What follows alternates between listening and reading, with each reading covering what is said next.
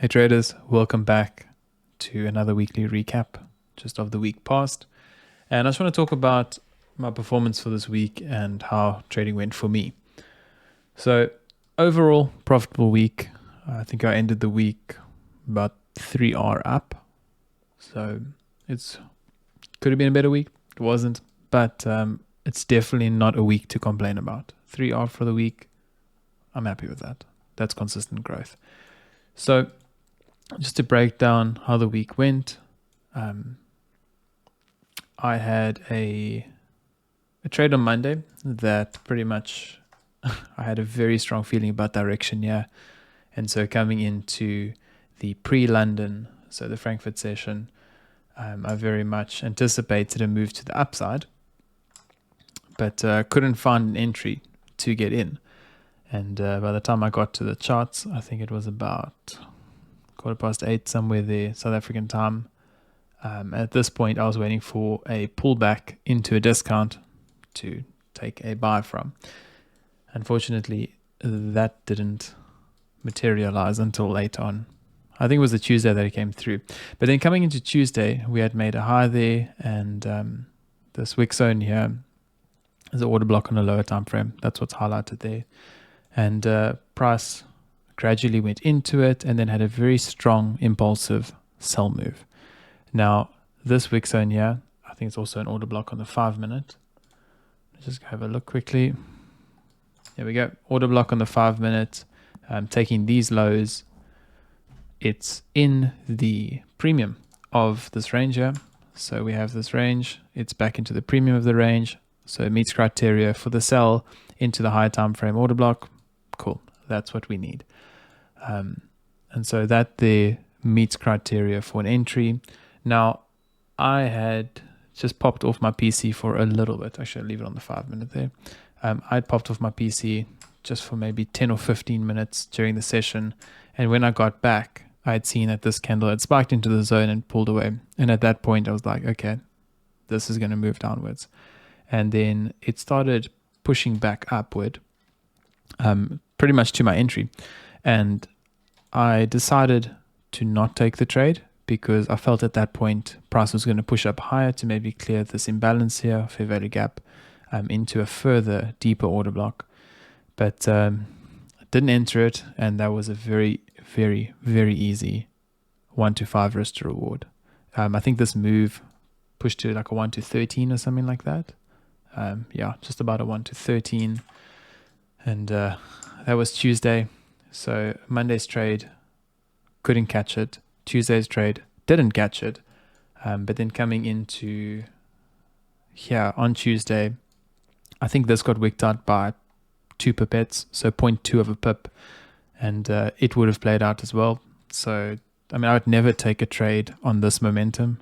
Just having a pending order sitting there wouldn't have been ideal. I mean, if you look at where this order block is, this position was not really a good entry nor stop loss. So with that being said, let's just move that back that side. Coming into Wednesday, this wasn't a great trade for me. I didn't write very good things in my journal about this trade. It was one of those where I think I was a bit desperate for a trade, having missed Monday, missed Tuesday. Price had reacted off of this area, and I wanted a pretty clean order block here. I wanted to get in on this clean order block here. And as price failed to break the high the second time, I thought to myself, this doesn't look very promising. And I left my order anyway. And I wasn't really focusing on a bigger time frame narrative here, because bigger time frame narrative, I am bearish on EU.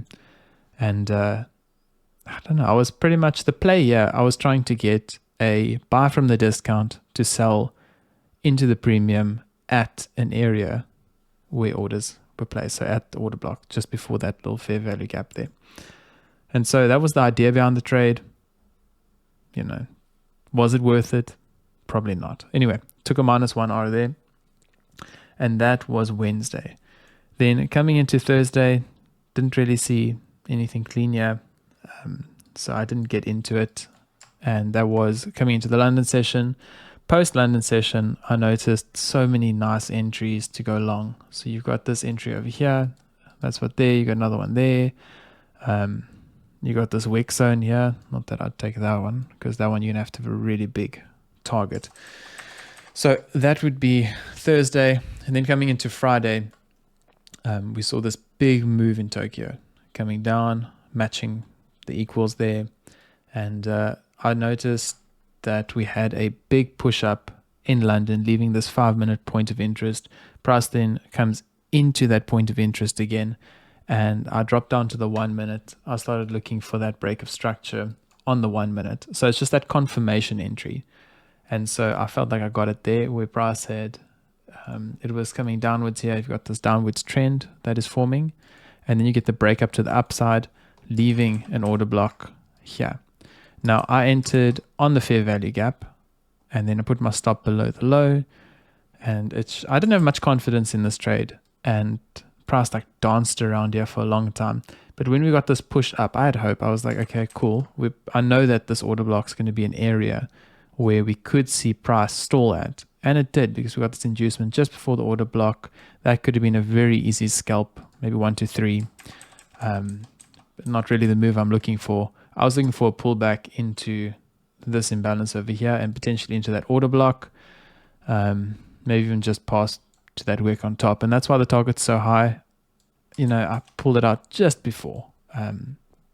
Totally fine with it though, because the risk to reward is still on the table. And I think after about an hour or so, that's what's the time, yeah, about an hour, we had this impulsive move to the upside. At that point, I was pretty confident about the move.